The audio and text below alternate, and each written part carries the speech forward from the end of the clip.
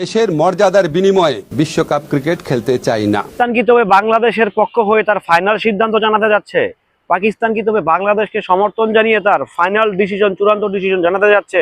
তার দেশের প্রধানমন্ত্রী দেশে নেই, সে আছে লন্ডনে। তার মানে কি টি-20 ওয়ার্ল্ড কাপের প্রস্তুতি নিচ্ছে না পাকিস্তান? তবে কি পাকিস্তান বাংলাদেশকে সমর্থন জানিয়ে সরে আসবে? তাহলে আইসিসি কি চরম বিভাগে পড়তে যাচ্ছে, নাকি আইসিসি অল্টারনেটিভ রাস্তাও ভেবে রাখছে?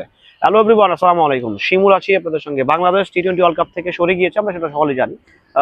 নাই মানে মোট কথা হচ্ছে বাংলাদেশের রিপ্লেস অলরেডি স্কটল্যান্ডকে ঢুকানো হয়েছে তাদের সেই স্কোয়াডে, অ্যান্ড হচ্ছে বাংলাদেশকে মাইনাস করা হয়েছে। এখন পাকিস্তান অফিসিয়ালি কিন্তু ঘোষণা দেয়নি তারা টি-20 ওয়ার্ল্ড কাপ খেলবে কি খেলবে না। মোটামুটি তারা একটা দোলা হলে আছে, তারা একটা কনফিউশনে আছে। তবে কি বাংলাদেশের পক্ষ নিয়ে, বাংলাদেশকে সমর্থন জানিয়ে, বাংলাদেশের প্রতি সহানুভূতি জানিয়ে কি তারা ক্রিকেট বয়কট করবে?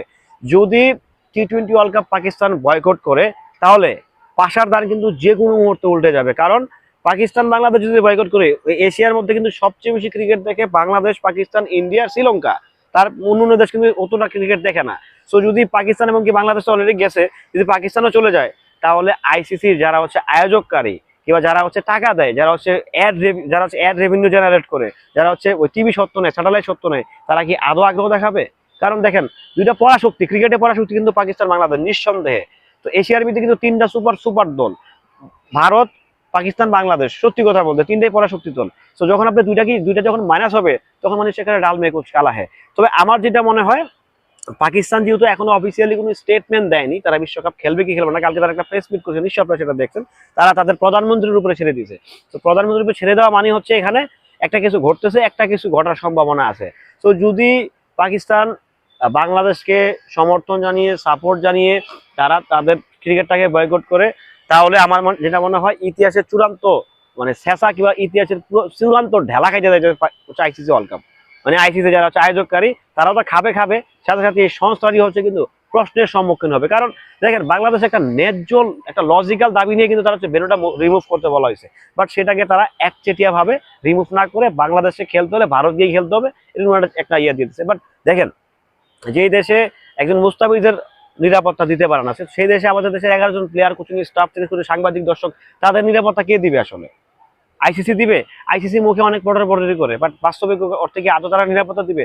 নিরাপত্তা এনশিওর করবে ওই দেশ, ওই রাষ্ট্র, যেটা ওরা যাবে, আমি রাষ্ট্রীয় নিরাপত্তা দেবো, আমি নিরাপত্তা সিকিউরিটি, হাই সিকিউরিটি দেবো। বাট এটা তো আইসিসি দেওয়ার কি? আইসিসি হচ্ছে একটা আয়োজককারী, সে একটা প্রতিষ্ঠান। তো সেই জায়গা থেকে এক মুস্তাফিজকে নিরাপত্তা দিতে পারে না, পুরো টিমকে কিভাবে নিরাপত্তা দিবে? সো দেখা যাক। আবার যেটা মনে হয়, পাকিস্তান যে কোনো মুহূর্তে যে কোনো ঘটনা ঘটিয়ে ফেলতে পারে, পাকিস্তানের উপরে বিশ্বাস নাই।